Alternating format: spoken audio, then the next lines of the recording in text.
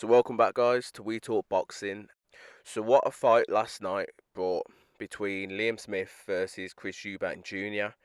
And the rematch didn't go according to plan again. This was the second time where fans were left slightly baffled, confused. I can't really find the right word this morning. It's like 7 o'clock, so it's still quite early. Fight didn't finish till late, but um, the fight between both guys, no, it didn't go according to plan. Chris Eubank Jr. was superb on the night. He was focused, he was motivated, he was determined to get this victory over Liam Smith. Whilst Liam Smith was the opposite. From round one, Liam Smith's body language to me just felt as if he was maybe just gauging his time and waiting for Chris Eubank Jr. to potentially slip, try and lead, like drop his lead left hand, and then maybe try and counter over the top, similar to how he did it in the first fight. But his feet just looked really slow from round one, and I was like, okay, let's bear with it, sort of thing, and give it till like the second or third round, and maybe he might open up and come out a little bit more, and maybe press Chris Eubank Jr. and try and land some more shots, similar to how he did it in the first fight. But it wasn't to be, and as I said from the first couple of seconds of this video, Chris Eubank Jr. was superb, and he was catching him with some good uppercuts, hooks to the body. And on multiple occasions in the first opening 4 rounds, he hurt Liam Smith, and obviously he got that. He dropped him as well, which came out of the blue, and you could see after Eubank dropped him in the early part of the fight that he was determined as well to try and get him out. He put a lot of pressure on Smith, and he left with a barrage of punches, like 30, 40 punches. And I thought, I was like, no, don't do that, because you're going to kind of blow a gasket sort of thing. But obviously he's a fit lad.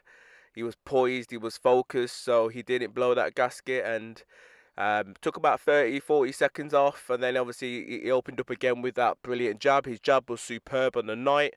For me, that was the difference, and it was a good performance. And as the rounds kept going on, I was like, what's going on with Liam Smith? He hasn't really thrown a punch, and it was all Eubank, and it was brilliant from Eubank. And I had him winning every single round. There wasn't one round which I didn't think Eubank won, and that's including the first one. First one, you could have possibly have said maybe it was a 10-10 between both guys, but for me, yeah, it was literally all Chris Eubank Jr.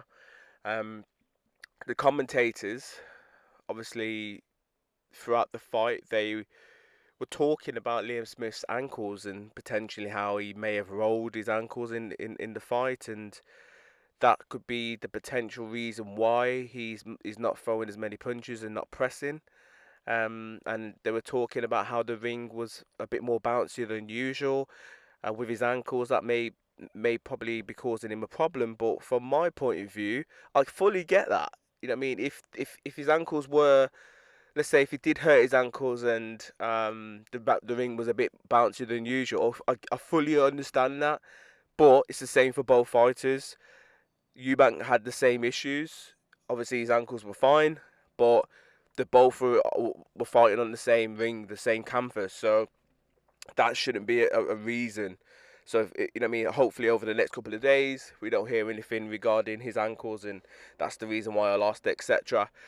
I did watch the post-fight press conference, which, again, as I said, the fight finished late. This conference, jeez, didn't finish till after 2, like, it was just bonkers, like, yeah. But anyway, Beefy came out and said, obviously, he lost, like, I think it was 42 pounds, give or take, leading up to that fight, plus the back injury. It's a lot of weight to cut. And he and his team knew that this rematch was going to happen. So why would you let yourself, as a professional fighter, why would you let yourself gain that much weight, knowing that you've got to lose it within the next 6 months? It's just bonkers. But it is what it is.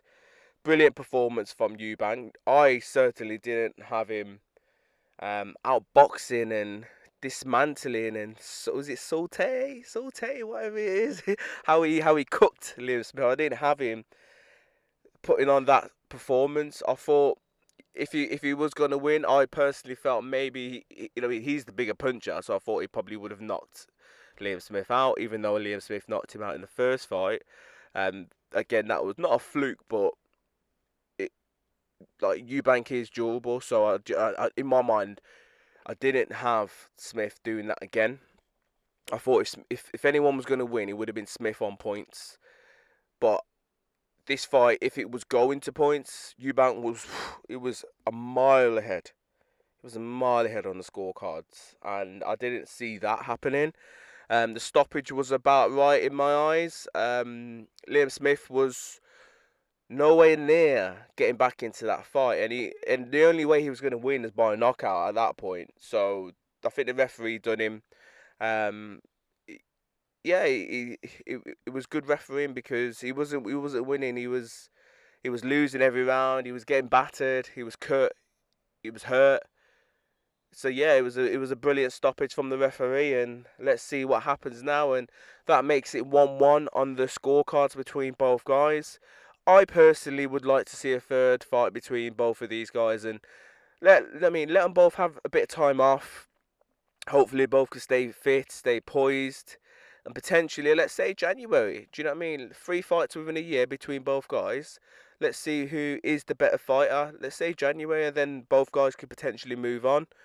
If it isn't next, then yeah, there's options there for Eubank. And there's also options there for Liam Smith. Liam Smith could maybe stay 154, probably stay 160, depending on how he feels, and maybe campaign there. But there's options for both guys, regardless of who won, who lost. You know what I mean? None of these guys were going to retire.